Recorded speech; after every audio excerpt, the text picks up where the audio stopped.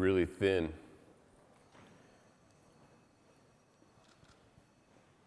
So if you were smart in 1819, you moved to London.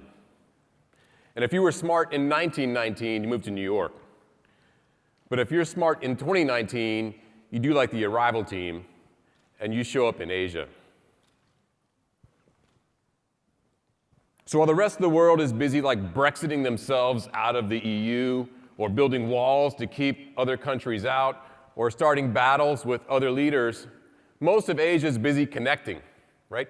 We're busy building infrastructure to connect. China's Belt and Road Initiative, hopefully you all know about this, the most important infrastructure project in the history of mankind is happening right now. It's a $5,000 billion, it's not a typo, $5,000 billion infrastructure project driven out of this region. It's a story of massive growth, and it's happening once in a lifetime right now. In 10 years, this is like one sleep. You're going to go to bed tonight, you're going to wake up, and it's going to be 2030. 10 years from now, 3 of the world's 4 largest economies are in this region. 88% of the next billion entrants to the middle class. The best indicator of travel growth is middle class growth. It's a straight line correlation. 88% of the next billion entrants into the middle class are going to come from Asia. There's no better example for what's happening than the Greater Bay. This is Hong Kong, Macau, Guangzhou, Shenzhen. It's 2 times bigger than London, San Francisco, LA, Chicago, and Toronto combined. And this is the home of the protagonist for today's story. The birthplace of WeChat is the Greater Bay. Why does China matter? You cannot understand why super apps are so important and why they need to be a part of your strategy and your thinking process without understanding the backdrop of where super apps came from. And that is what's happening in China and what's happening in this region. This is really small text. If you can't read it, don't worry, I'll narrate it for you. It's a pie chart, and it is January to June 2019 arrivals into Thailand. The big blue block is China. 58% of the people who stepped off airplanes in this country came from one country, China. And if you went to any other country in Southeast Asia, where I would assume most of you are operating, it looks essentially the same. The largest pie, largest inbound country providing tours for any country in Southeast Asia is China. And you know what? Next year, still going to be China, and the year after that, still going to be China. Only going to get bigger. So the topic, super app. What is a super app? Super app, everyone talks about WeChat, but there's others that claim this status. Grab, Go-Jek, Line. And you can go one step further. So I would say like the premium brands, those who claim it and everybody gives them credit. Definitely WeChat, Grab, Go-Jek, Line. Those who are claiming it, and some people might question are or are not, Alipay, Meituan, Paytm. So what makes an app a super app? It's basically these 3 elements. This is the formula, If you want to go build your own super app, this is what you need. You need a base element, somewhere that you start from, your foundation, and then you need to scale. You have to have tremendous scale, and it has to be an app that has persistence. Not persistence like you're going to keep trying no matter what, but persistence as in it's something that you use multiple times in one day.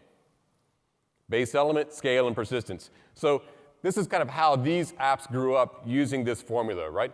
Grab and Go-Jek come from ride-hailing. They built a base element of ride-hailing, and from there they built scale, and they're turning it into something that you use multiple times throughout your day. Line and WeChat came from a chat base.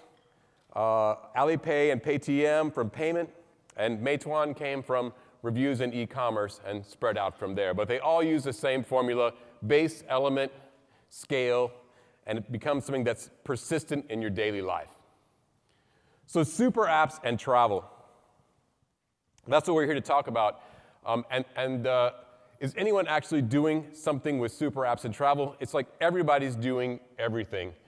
And you could actually put multiple brands beside any one of these super apps. Some of them are working exclusively with 1 or 2 players. Many of them have many relationships based on country, and my guest and I will talk more about this. The best way for me to kind of quickly get you up to speed, if you're not super familiar with WeChat and super apps, is to share a short video for you on WeChat. WeChat is an example of, for lack of a better word, a super app. It's a Swiss Army knife that basically does everything for you. It's your WhatsApp, Facebook, Skype, and Uber. It's your Amazon, Instagram, Venmo, and Tinder. But it's other things we don't even have apps for. There are hospitals that have built out whole appointment booking systems. There are investment services. There are even heat maps that show how crowded a place is, be it your favorite shopping mall or a popular tourist site. The list of services goes on basically forever. But it's not the variety of things you can do on WeChat that makes it so powerful. It's the fact that they're all in one app.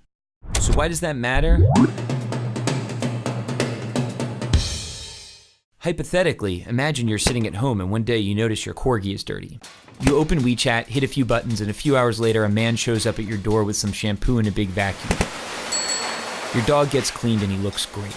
You take a photo, you share it with your friends, and tag the dog cleaning business. You haven't left the app. Your friend who likes Hello Kitty and works a boring office job is slacking off at work and looking at WeChat. She sees the photo of your clean corgi. She decides she wants her poodle cleaned. She clicks the tag on your photo and orders the same service. Within seconds, the man with the big vacuum is on his way to her house. She pays him, and he's happy because he got paid instantly on WeChat. She starts chatting with you to thank you. Neither of you have left the app. While chatting, she tells you about a new hip noodle joint. She says, you have to come. It's a schlep, but you accept.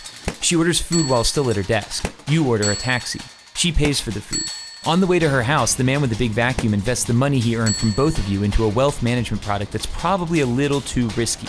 Neither of you nor the man with the big vacuum have left the app. Both of you arrive and the app tells the kitchen you're there. Your WeChat profile photo pops up on the wall. It's an old photo from the year you had that weird part in your hair. Of course she makes a comment. Your food is served. You notice your meat is a bit overcooked, so you snap a photo and post a disparaging restaurant review. You're already on your phone and you remember you still owe your friend money because she paid. You transfer her money. Neither of you, the man with the big vacuum, nor the restaurant have left the app. At the restaurant, there are no menus, there are no waiters, there is no cashier. There is only WeChat. By rolling so many functions into one single app, it's altered the concept of virality. It's no longer just videos or images or tweets that can go viral. It's a dog washer, noodles, all sorts of companies and products that get the push of a social network. Here in China, that network is 700 million people. Sounds great, right?